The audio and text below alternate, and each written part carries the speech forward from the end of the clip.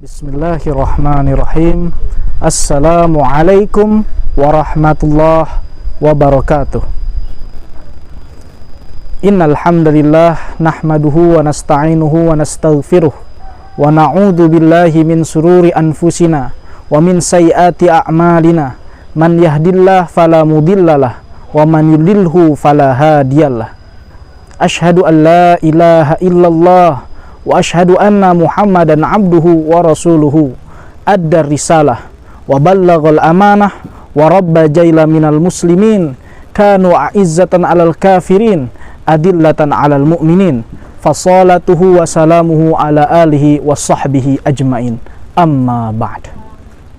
Ikhwani fillah rahimakumullah, sahabat Assalam TV yang dirahmati Allah, bagaimana kabarnya? Semoga Allah Subhanahu wa Ta'ala tetap memberikan kesehatan, kecukupan, nikmat, baik iman, Islam, dan juga kesehatan, yang insya Allah dengan segala nikmatnya kita dimampukan, dicakapkan untuk menjalani setiap kewajiban.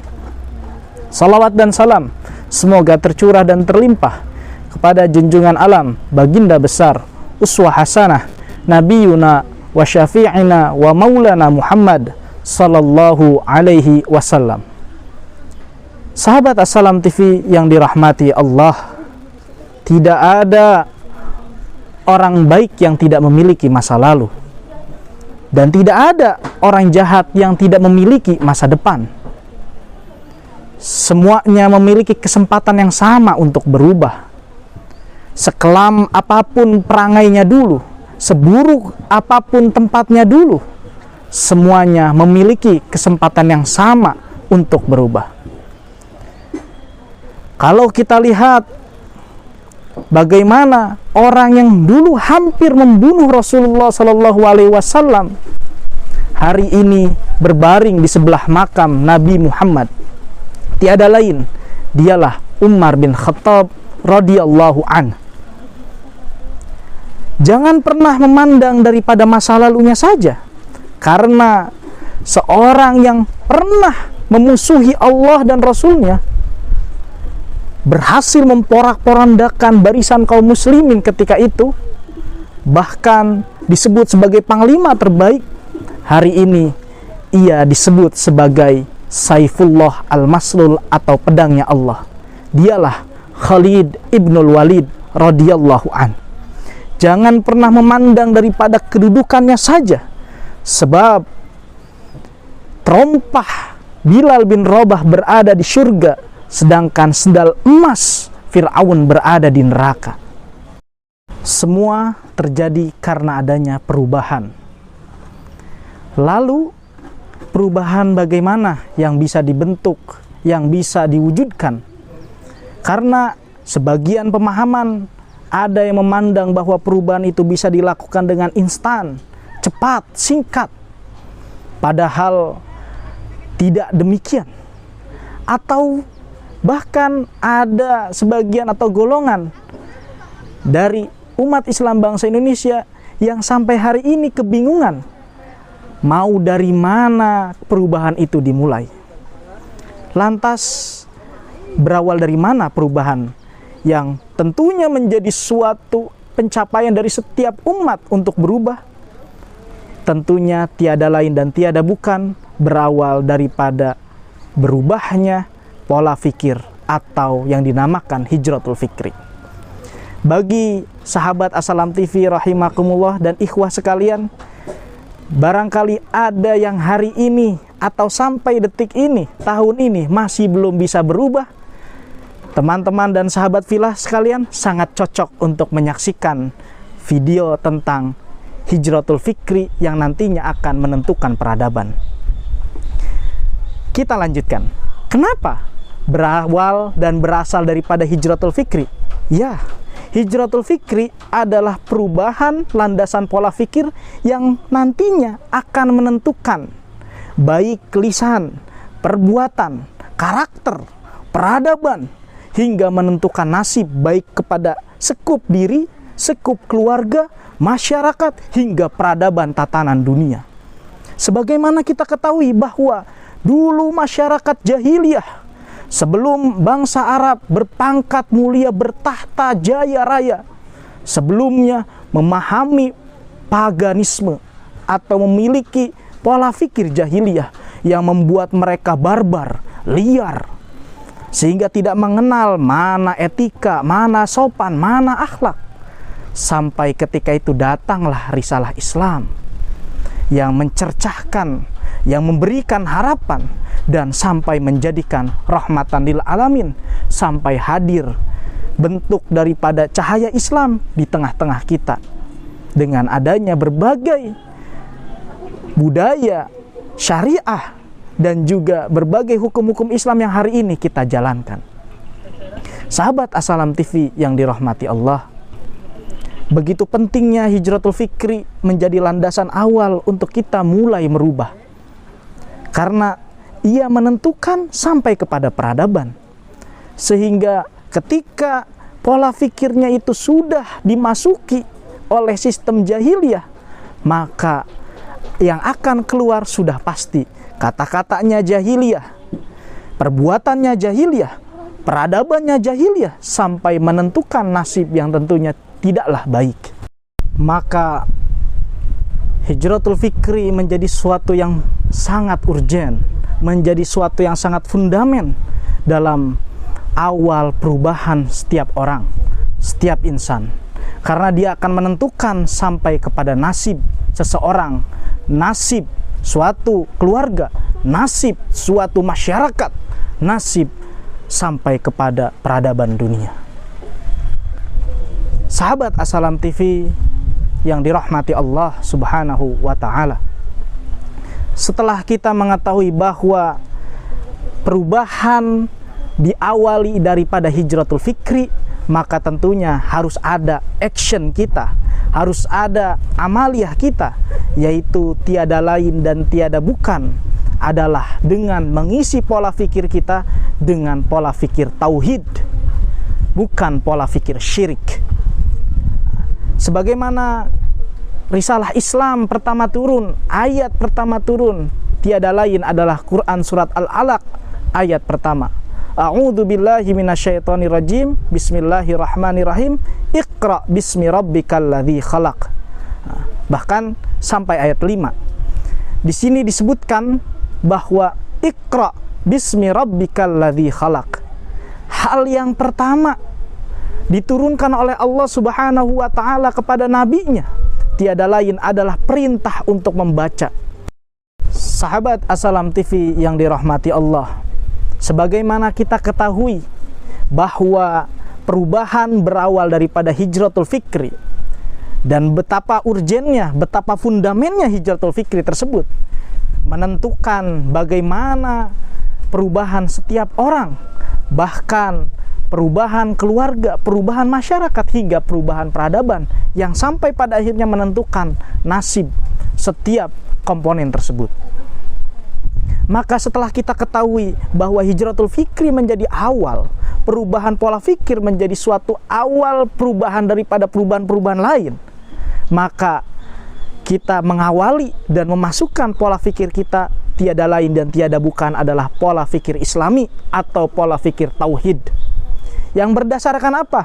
Tentunya berdasarkan Al-Quran, sebagaimana Allah Subhanahu wa ta'ala menurunkan wahyu pertamanya dari Quran surat Al-Alaq 1 sampai 5. Iqra bismi rabbikal ladzi khalaq, khalaqal insana min 'alaq, Iqra wa rabbukal akram, alladzi 'allama bil qalam, 'allamal insan ma lam ya'lam. Sahabat As-Salam TV yang dirahmati Allah, Iqra, bacalah. Begitu besar Allah Subhanahu wa ta'ala memberikan wahyu tersebut, yang itu bisa diterima oleh Nabi Muhammad SAW, bukan hanya sekedar membaca apa yang ada di hadapannya, melainkan membaca lingkungan, membaca diri, terutama sampai membaca masyarakat yang hari itu ia hadapi. Sehingga dari pola fikir tersebut, dari yang namanya ismi rabbik, di sini kita garis bawahi, Iqra bismi rabbikal ladzi khalaq. Ismi Rabb, dengan nama Rabb, dengan landasan Rabb, dengan landasan Allah, dengan landasan Islam. Mengapa? Karena hijratul fikri, pola fikir, ketika tidak disandarkan kepada yang maha kuat, ketika tidak disandarkan kepada al-Islam, ketika tidak disandarkan kepada tauhid, maka ia akan rapuh, lemah, bahkan bisa terancam kepada kehancuran dan kebinasaan.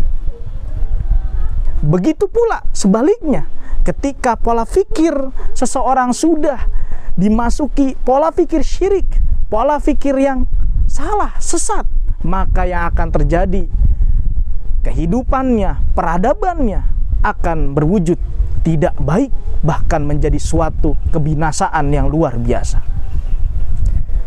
Seperti salah satu contoh bisa kita ambil sampel daripada pola fikir yang hari ini umat Islam bangsa Indonesia mungkin masih berpikir, atau kita sendiri jangan-jangan masih memiliki pola fikir ini.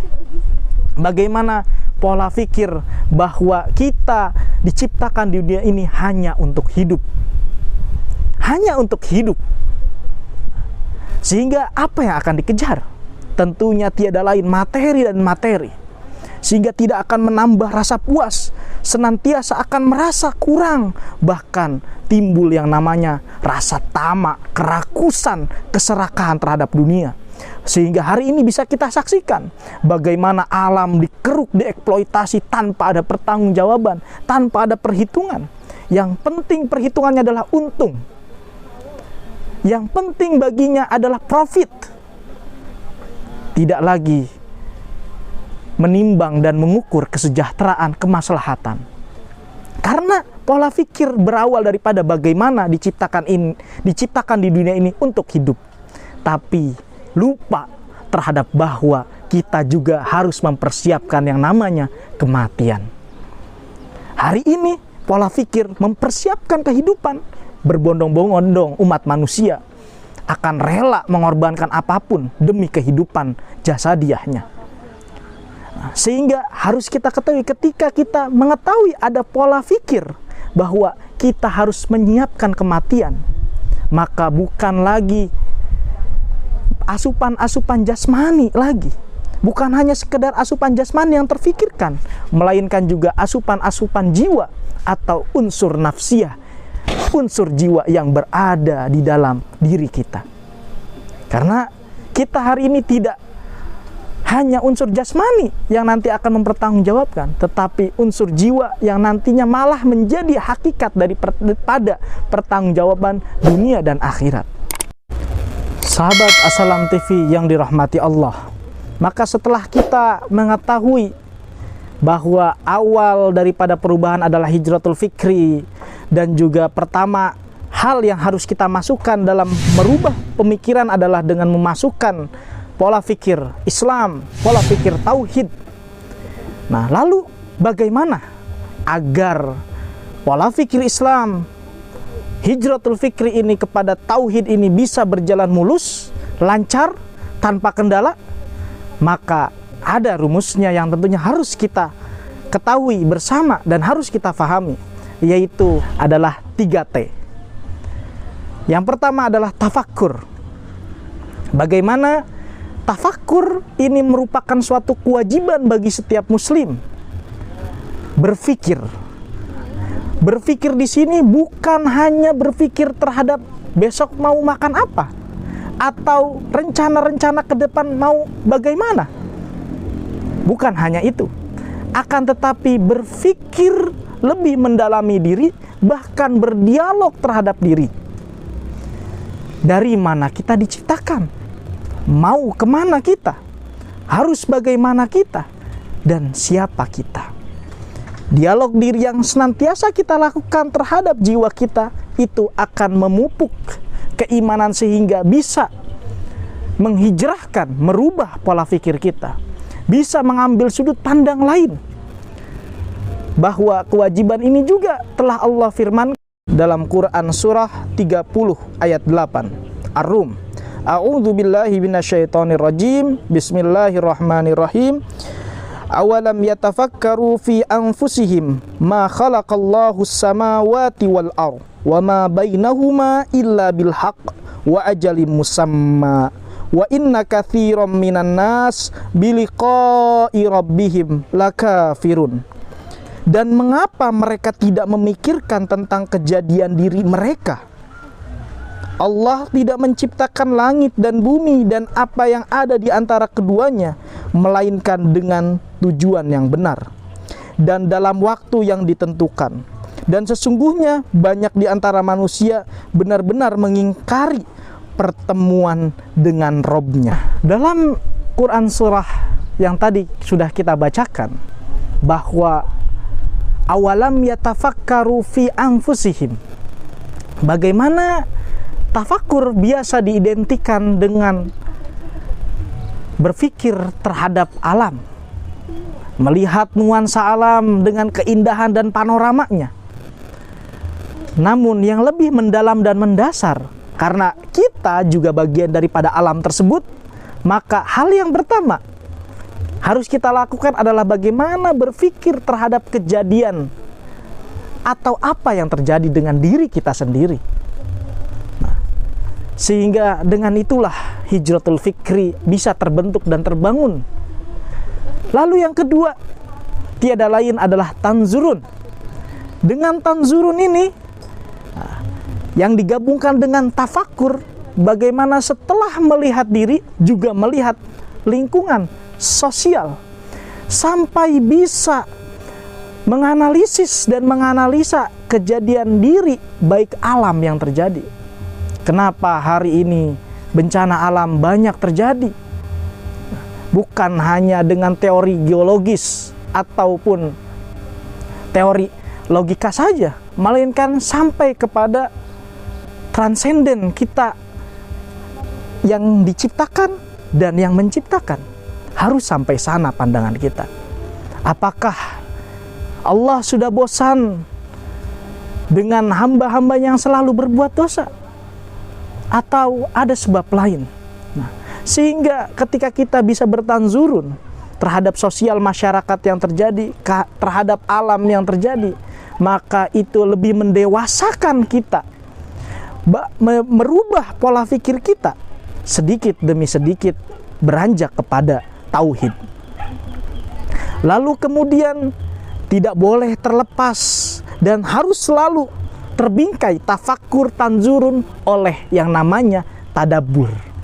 Nah, tadabbur ini adalah bagaimana kita menghayati, mengkaji apa yang berada di dalam ayat Quran, sehingga landasan setiap apa yang kita perbuat tidak boleh di luar daripada Al-Quran. Karena Al-Quran diturunkan oleh Allah Subhanahu wa Ta'ala sebagai hudan, bukan hanya sebagai atau sekedar bacaan yang membasahi kerongkongan kita, melainkan sebagai hudan, bayyinah, dan furqan.